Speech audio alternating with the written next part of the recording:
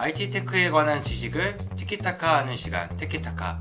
저는 테크부 임경업 기자입니다. 안녕하세요. 테키타카 PD 서가인입니다. 오늘은 하정우 네이버 퓨처 AI 센터장님을 모시고 한국형 LLM의 발전과 경쟁력에 대해서 얘기 나눠보도록 하겠습니다. 센터장님 안녕하세요. 네, 반갑습니다. 네이버 퓨처 AI 센터와 네이버 클라우드의 AI 이노베이션을 맡고 있는 하정우라고 합니다. 영화배우를 기대하셨던 분들께는 미리 사과의 말씀을 드립니다. 와.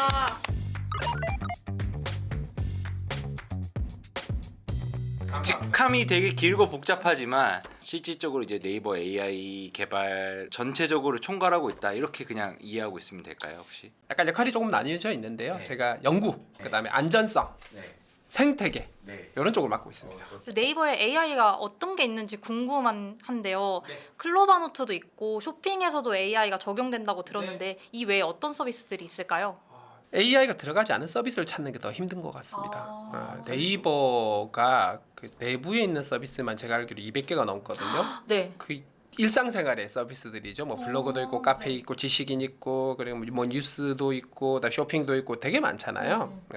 사실 요즘은 AI의 그 기능을 활용하지 않고서는 사용자들이 만족할 만한 어떤 서비스 품질을 제공하기가 힘들거든요. 네, 그래서 사실상 모두 들어가 있다라고 말씀드리면 될 것 같고요.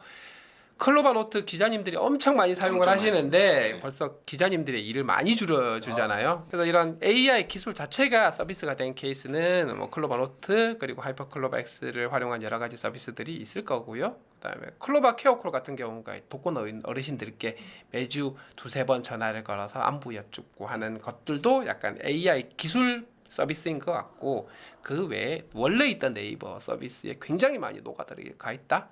라고 보시면 될 것 같습니다. 네. 저는 네이버 하면 제일 먼저 떠오르는 서비스는 사실 초록창 검색이거든요. 근데 AI 등장을 하면서 이제 포털 사이트의 검색이 사라질 수도 있다라고 하는데 이에 대해서는 어떻게 생각하세요? 검색이 사라질 일은 없을 것 같고요. 지금까지의 검색이 제공할 수 있었던 기능이나 어떤 서비스의 형태가 바뀌게 될 거다. 저는 이렇게 보고 있어요. 어떤 형태로 바뀔까요? 지금은 사람들이 검색창에 지리어라고 얘기를 하죠. 입력을 막 합니다. 그러니까 입력된 지리어에 대해서 혹은 요구사항에 대해서 검색해온 결과들을 쭉 이렇게 나열을 하게 되는 거죠. 선택은 사람이 합니다. 근데 이제 생성 AI와 검색이 함께 적용이 됐을 때는 생성 AI 자체가 모든 지식을 다 가지고 있진 않기 때문에 그게 부족하다고 생각이 되면 당연히 검색이랑 연동을 하게 되겠죠.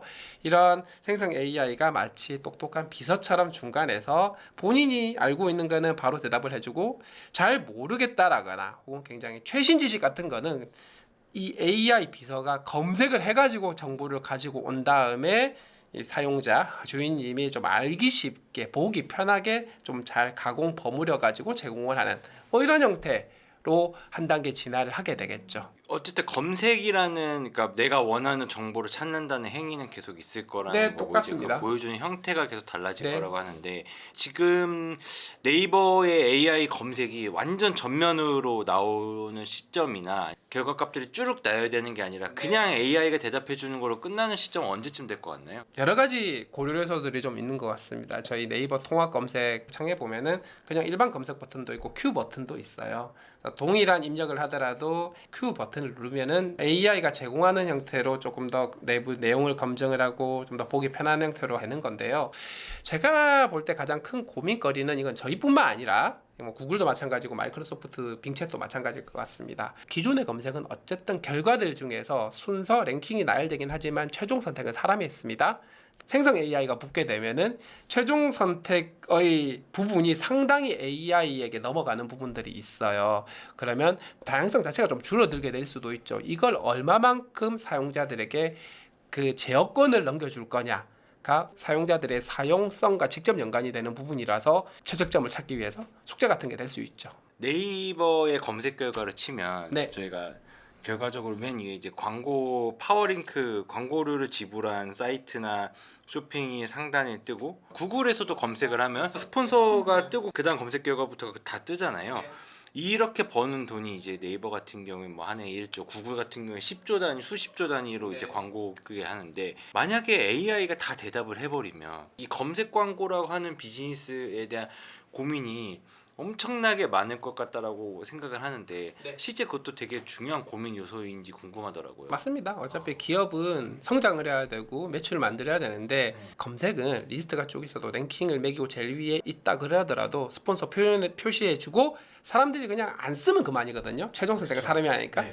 근데 AI는 어쨌든 버무려서 제공을 하는 거다 보니까 그 어딘가에 광고가 들어가 있다라는 거를 알려주지 않으면 얘가 나한테 광고만 하네? 약간 이런 느낌이 들면 신뢰성이 떨어지게 되잖아요. 이게 뷔페를 쫙 차려놓고 자 여기는 광고인데요.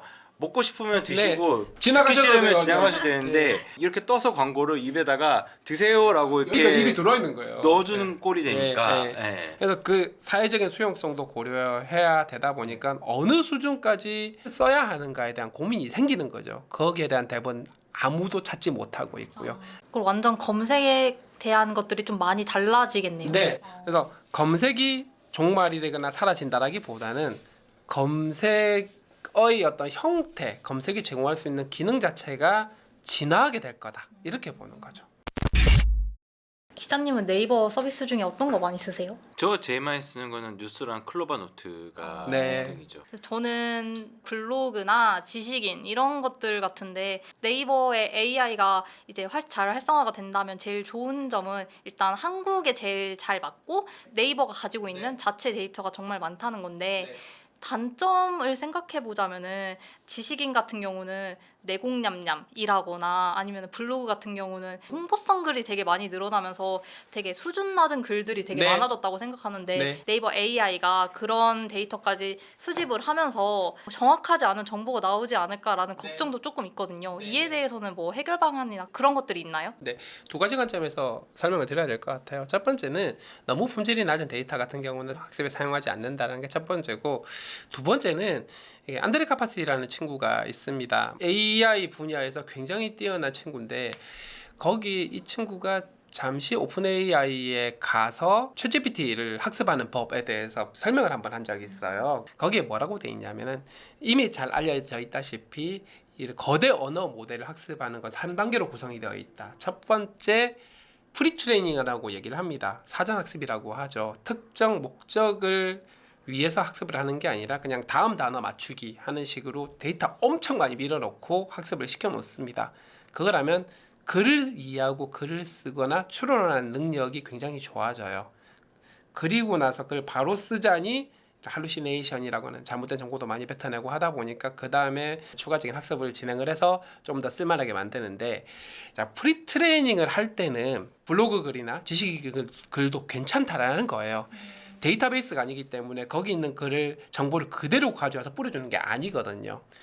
문법적으로 봤을 때, 맥락적으로 봤을 때 보통 이런 내용이 나오면 그 다음에 어떤 단어가 나올지에 대한 걸 학습하는 거다 보니까 점심시간에 I am 하면 그 다음에 뭔가 헝그리 뭐 그런 거죠. 거죠. 그런 거. 그걸 맞추는 거죠. 그런 거는 사실 뭐 블로그가 됐든 지식이 됐든 상관없는 거예요. 그 안에서 뭐 한국 내의 어떤 굉장히 다양한 문화라든가 정치, 역사, 사회적인 어떤 가치관 이런 것들이 녹여서 들어간다라고 보시면 될 것 같아요. 그래서 두 가지 관점에서 설명을 드렸다고 보시면 되겠습니다. 네.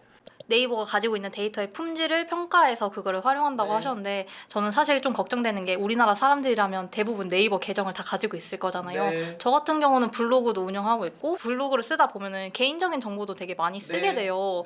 그런 것들을 다 선별을 해주는지 그런 것도 궁금해요. 네, 기본적으로 학습을 할 때 첫 번째는 공개 블로그에 대해서만 대상이 되고요. 비공개 블로그는 아예 쓰질 않고요.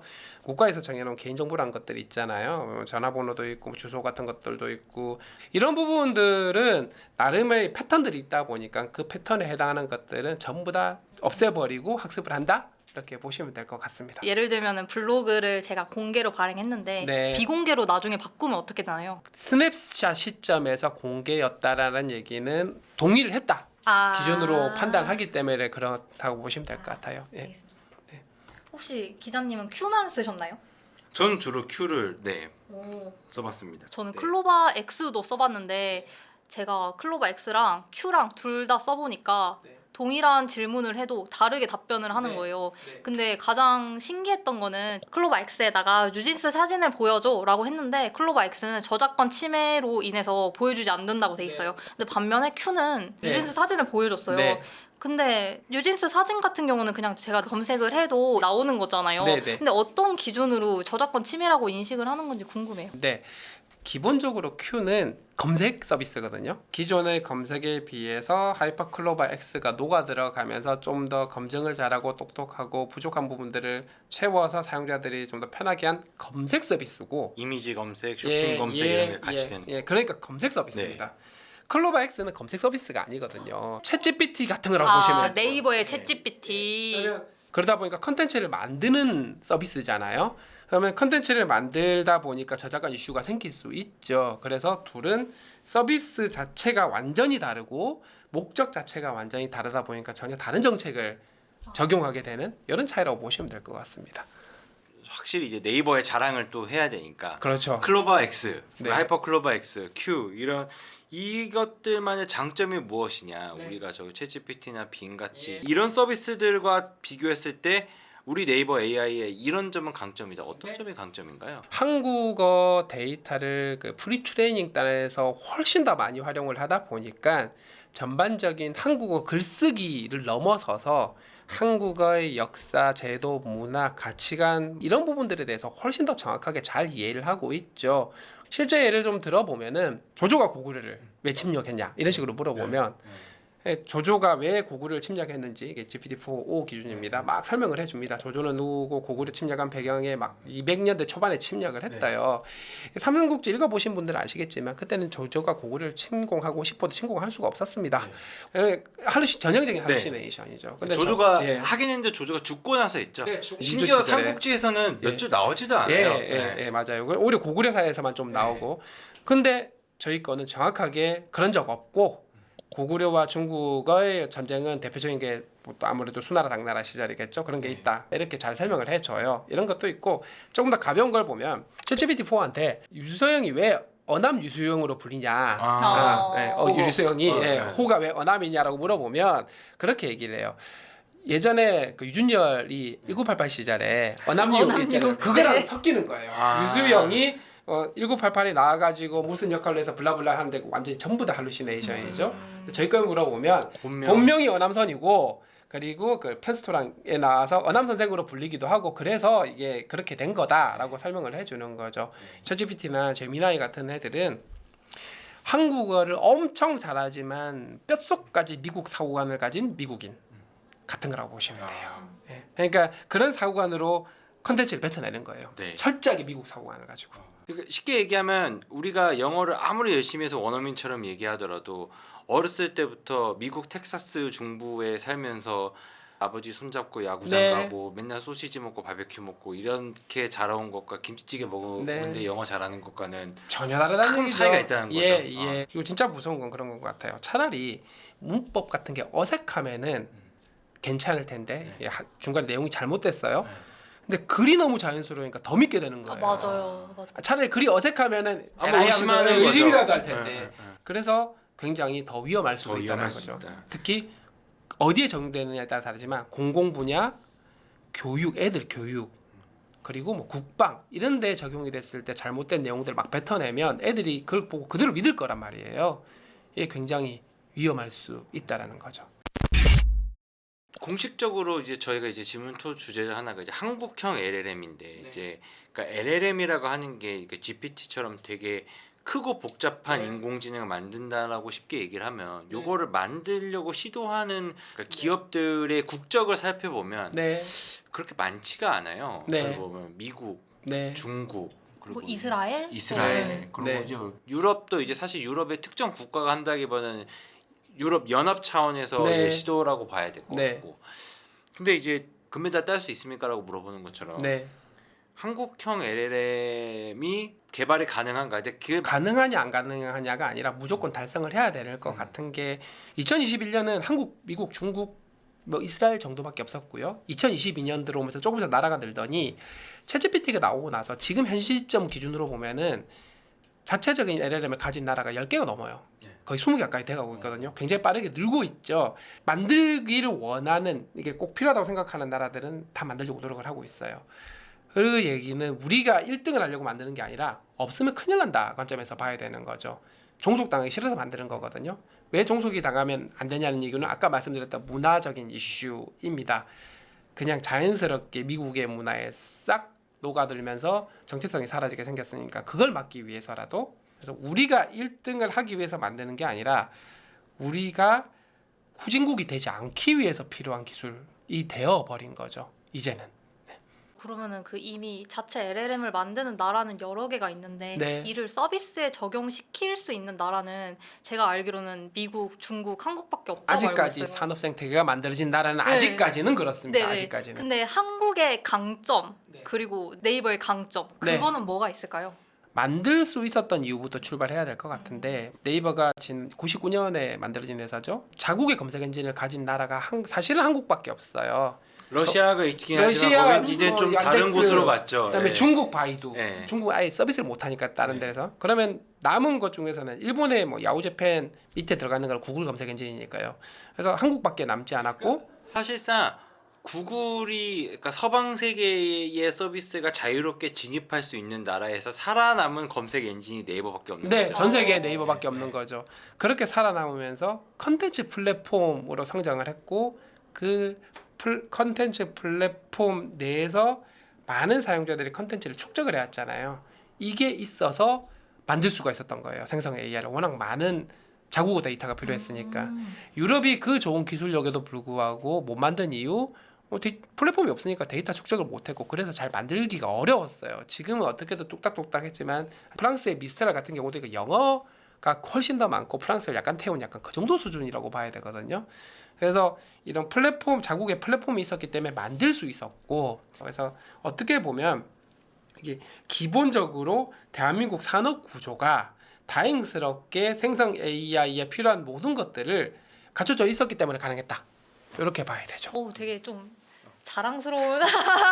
네, 사실 네이버 AI도 글로벌 진출을 노린다고 네. 들었어요. 네. 근데 사실 네이버는 내수용 느낌이 조금 더 강하거든요. 그래서 타국의 네. AI 서비스보다 네이버의 강점이 뭔지 궁금해요. 네, 기본적으로 저희가 보유하고 있는 데이터를 가지고 열심히 만든 이 모델 자체는 내수용이 가능성이 높죠. 아무리 뭐 K컬처가 이렇게 좀 한다고 해도. 그래서 저희가 글로벌로 나가는 방법은 저희 모델을 가지고 나가는 게 아니고요. 시스템을 만들어 본 경험에다가 클로바 스튜디오 같은 것들도 만들어 봤죠. 클라우드 기반으로 운영도 해봤죠. 이 전체 만든 경험을 가지고 그 나라에 가서 그 나라의 정부나 그 나라의 기업들이랑 같이 손을 잡고 공동 투자를 해서 그 나라의 언어를 중심으로, 한국어 중심으로 했던 것처럼 모델 만드는 것부터 시작해서 데이터 구축, 그다음에 이 모델이 제대로 만들어지는지 평가하는 거, 서비스 만들어서 운영하는 것까지 전부 다 공동으로 같이 하는 거예요. 즉 만들고 운영하는 방법을 가지고 나가겠다는 겁니다. 그래서 같이 만드는 거죠. 기술력을 가지고 나가. 기술력을 가지고 나가서 거기서 완전히 새로 빌드업을 하겠다는 거예요. 그렇게 돼야 그 나라의 소버네 AI가 만들어지는 거잖아요. 그것이 저희의 전략입니다. 그럼 미국, 중국은 어떠냐? 미국은 그냥 우리 거 쓰세요. 고요. 예. 미국은 우리에게 케찹 마요네즈가 있으니까 그냥 케찹 네. 마요네즈 사다 써.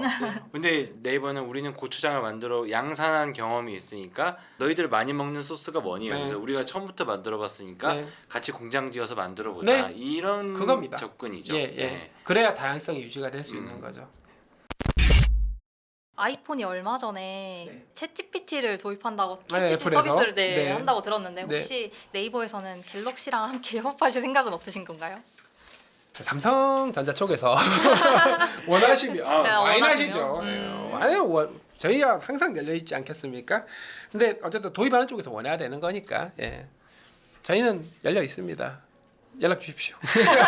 사실 그 기기 편의성, 접근 편의성도 사실 저희가 생각해보면 AI 스피커가 한때 붐이 불어서 네. 네이버도 만들었고 카카오도 만들었고 뭐 통신사 다 있었고 저희 집에 지금 3개가 있는데 다 조명, 시계, 블루투스 스피커? 블루투스 스피커로 쓰이고 있어요. 그렇죠. 그래서 사실 그 사람들 그 AI에게 몇 번의 질문하고 대답에 리턴을 바꿔서 활용성이 크지 않다는 건 아니면 어떤 그렇게 편의성을 크게 느끼지 못했다는 건데 그 AI도 사실 이런 검색이나 뭐 어떤 접근성이나 편의성 이런 것도 되게 고민이 많을 건데 네. 궁극적으로 뭐 제가 생각했을 때 오픈 AI가 그런 스칼렛 요한슨한테 소송까지 당했지만 그런 사람형 그 자비스 같은 비서를 내는 것도 사실 이런 고민인 것 같은데 네.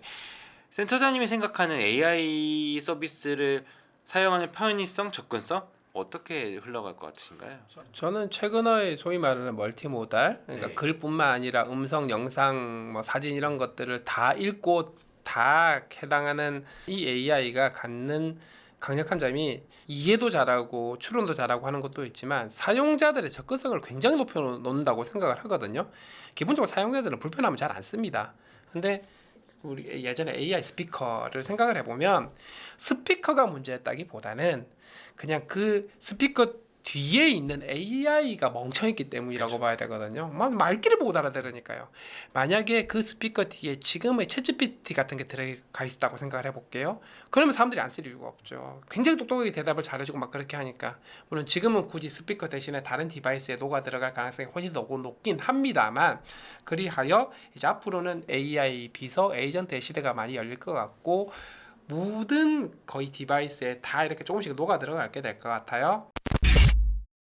네, 이제 마무리할 시간인데요. 이제 센터장님은 네이버랑 AI가 결합했을 때 차후에 어떤 네. 시너지를 내기를 원하시는지 그게 궁금해요. 네이버 플랫폼 위에서 그들의 비즈니스를 하시는 저희 중소상공인 분들이나 블로그 같은 크리에이터 분들에게 정말 강력한 저작 도구를 제공해서 그분들이 사용자들에게 더 양질의 서비스 또 새로운 서비스들을 제공할 수 있도록 그분들의 성장에도 도움이 될 거고 저희의 성장에도 도움이 되겠죠. 저희의 고객 기업들의 어떤 모든 산업에서의 생산성을 높여드리는 그런 역할도 하게 될 거라고 생각을 해요. 그래서 네이버 관점에서 한번 보면 네이버의 다음 단계 성장을 하기 위한 굉장히 중요한 기술이 될 거고 거기서 끝이 아니라 사실은 나라 전체가 이 AI 시대의 경쟁력을 강화할 수 있는 그런 부분에서도 굉장히 큰 의미가 있지 않을까 생각을 합니다. 네, 오늘 이렇게 하정우 센터장님과 함께 AI 검색의 미래 그리고 한국형 LLM의 미래에 대해서 이야기해봤습니다. 오늘도 IT 테크에 대한 지식을 티키타카하는 티키타카. 다음 시간에 더 재밌는 티키타카로 돌아오도록 하겠습니다. 네, 감사합니다.